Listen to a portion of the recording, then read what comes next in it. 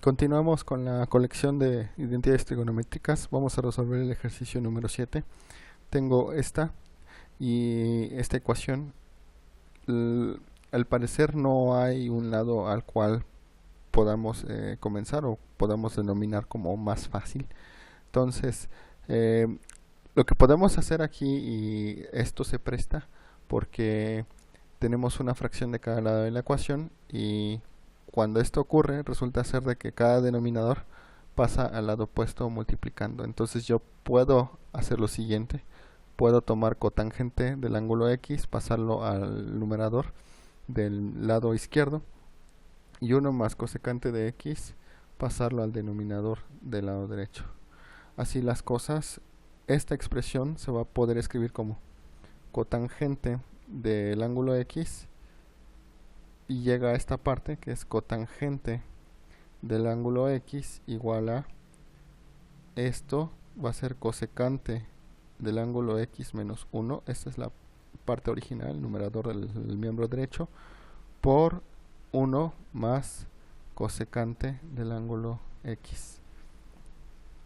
Ahora resulta ser de que esto, cotangente del ángulo x, es básicamente cotangente al cuadrado de x, y esto se puede desarrollar como el producto de binomios conjugados, es decir, a más b por a menos b siempre va a dar a cuadrada menos b cuadrada, y aquí a es la cantidad que no cambia de signo, donde se ve que la cantidad que no cambia de signo es cosecante de x. Esto es cosecante de x, y la que cambia de signo es b, y esto es 1. De manera que esto es esta parte, y a sería aquí cosecante al cuadrado de x, y menos lo que vale b, que es 1 al cuadrado.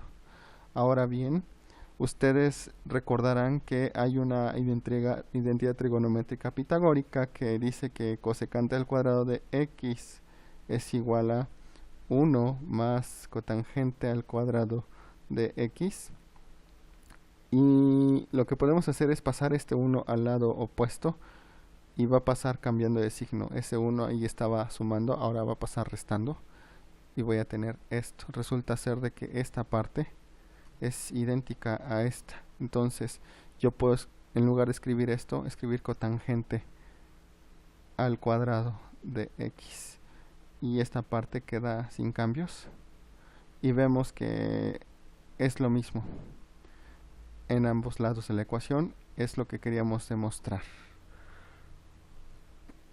Tenemos ahora la última identidad trigonométrica de los ejercicios impares, y el lado que se ve más complicado parece ser que es el lado izquierdo. Entonces vamos a llegar al lado derecho.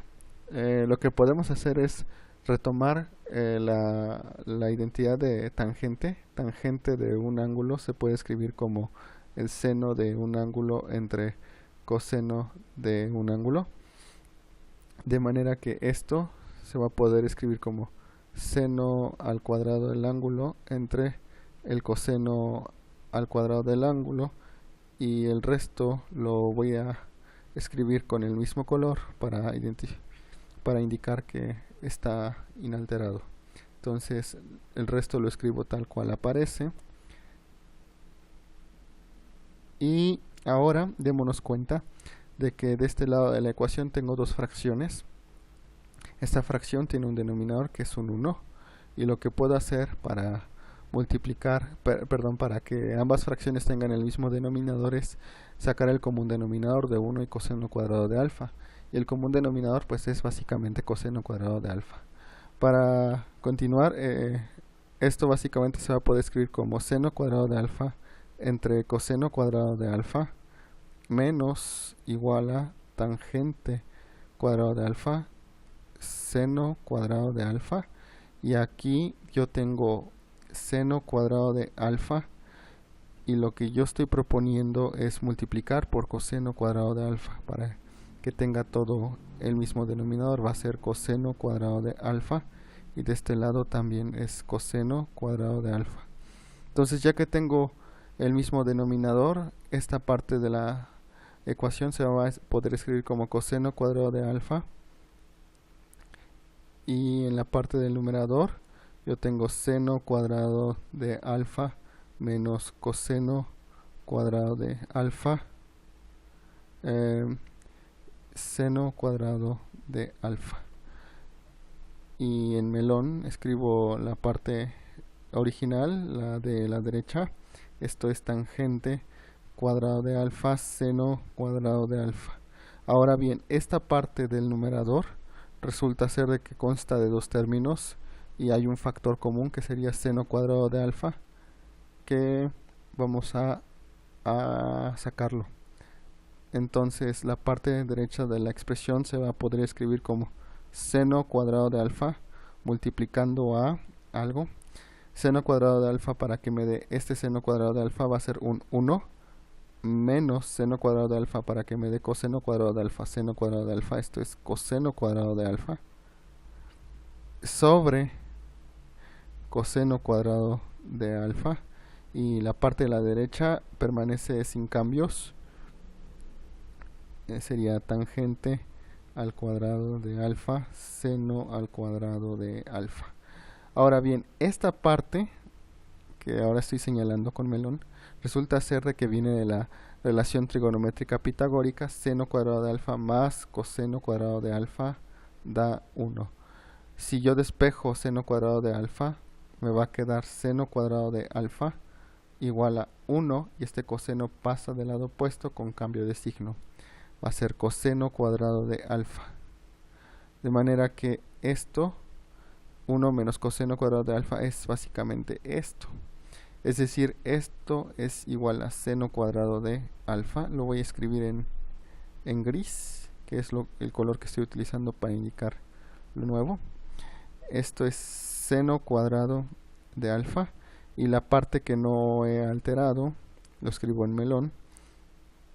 Esto es seno cuadrado de alfa sobre coseno cuadrado de alfa igual a tangente cuadrado de alfa, seno cuadrado de alfa. Bien, entonces aquí en lo que estoy encerrando puedo identificar una identidad trigonométrica. Seno entre coseno es básicamente tangente del ángulo. Sin embargo, como están elevados al cuadrado ambos, esto quiere decir que tenemos la parte que encerré, mejor la escribo en gris para enfatizar cuál es el cambio. Esto es básicamente tangente al cuadrado del ángulo alfa. Esto que encerré es básicamente lo que estoy cambiando a tangente cuadrado del alfa, y lo que no estoy modificando es seno cuadrado de alfa, que estaba justo al lado de esta fracción, igual a tangente cuadrado de alfa, seno cuadrado de alfa.